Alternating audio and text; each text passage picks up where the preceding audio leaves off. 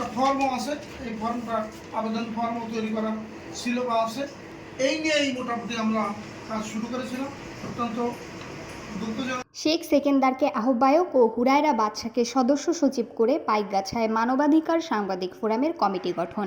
বিস্তারিত থাকছে খুলনার পাইকগাছা থেকে আশরাফুল ইসলাম সবুজের প্রতিবেদনে। খুলনার পাইকগাছায় মানবাধিকার সাংবাদিক ফোরাম অর্থাৎ MSF এর 5 সদস্য বিশিষ্ট আহ্বায়ক কমিটি গঠন করা হয়েছে।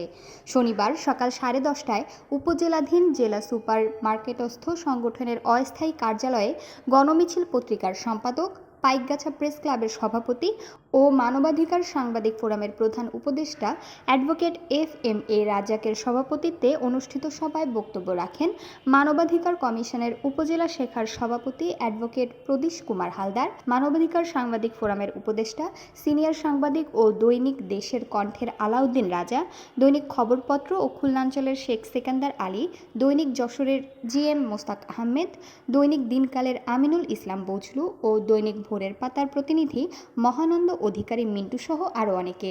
সভায় আলোচনান্তে সর্বসম্মতিক্রমে 5 সদস্য বিশিষ্ট আহ্বায়ক কমিটি গঠন করা হয়।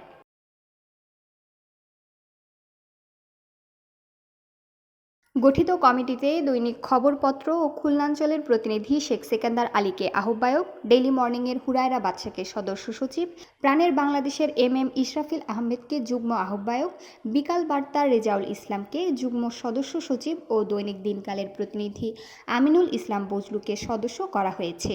এ সময় উপস্থিত ছিলেন সকালের বার্তার FM বদিউজ্জামান, প্রজন্ম 71-এর আব্দুস সবুর, বৈশাখী টিভির মনিরুল ইসলাম, ভয়েস অব টাইগারের আশরাফুল ইসলাম সবুজ, বিডি খবর ও দৈনিক ওশানের উজ্জ্বল কুমার দাস, দক্ষিণ বার্তার হাসিবুল হক, আজকের কণ্ঠস্বরের রিয়াজুল আকবর, নাগরিক ভাবনার মাহমুদুল হাসান সোহেল, গণমিছিলের বেলাল মোড়ল, জনকথার রিপন আহমেদ সহ নাফিস ইকবাল, GM জাকির হোসেন মিন্টু ও ইমরান মল্লিক প্রমুখ। উল্লেখ্য, সংগঠনের কার্যক্রমকে গতিশীল করা, মানবাধিকার বিষয়ক সাংবাদিকতার জোরদার করা ও স্থানীয় পর্যায়ে মানুষের অধিকার ও সচেতনতা বৃদ্ধির লক্ষ্যে এই কমিটি গঠন করা হয়। সভায় আগামী 1 মাসের মধ্যে পূর্ণাঙ্গ কমিটি ও পূর্ণাঙ্গ উপদেষ্টা পরিষদ গঠনের সিদ্ধান্ত গৃহীত হয়। এটাকে ঢেলে সেজে নতুন উদ্যমে নতুন যারা আসছে, আমাদের এই ফোরামের সদস্য হওয়ার জন্য যে যোগ্যতা আছে তারা এখানে আসার সুযোগ আমরা দেব। আর আমি একটা নিবেদন করবো, আজকে আমি দেখেছি এখানে অনেক এই কপিলমুনি এবং পাইকগাছার সবগুলো প্রতিষ্ঠানের 2-1 করে এর মধ্যে রয়েছে। রিপোর্টার্স ইউনিটে প্রেস ক্লাব বা প্রেস ক্লাব পাইকগাছা বা কপিলমুনি প্রেস ক্লাব বা সিটি প্রেস ক্লাবের মূল দায়িত্বে সভাপতি, সেক্রেটারি, এরকম দায়িত্বে যারা কার্যকরী, কোনো ক্যাশিয়ার, এরকম পদবিধারী যারা আছে তারা এই সাংবাদিক ফোরামের, মানবাধিকার সাংবাদিক ফোরামের শুধু মেম্বারশিপ তাদের জন্য, তারা কিন্তু এখানে মূল কমিটিতে না আসুক।